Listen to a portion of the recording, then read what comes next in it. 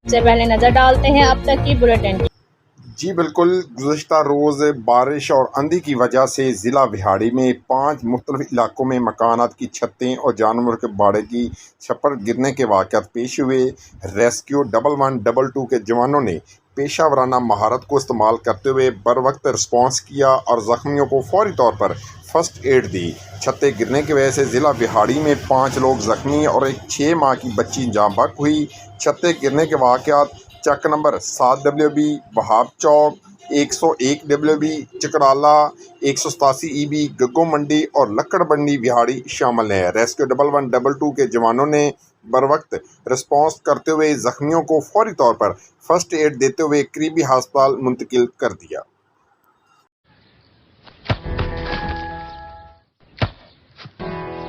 Come on, champ. Come on, champ. इतनी मुश्किल cake क्यों मार रही हो? कौन करता है ऐसे? जो कोई नहीं कर सकता वही तो चैंपियन करता है। Come on, champ. Come on, champ. Goal!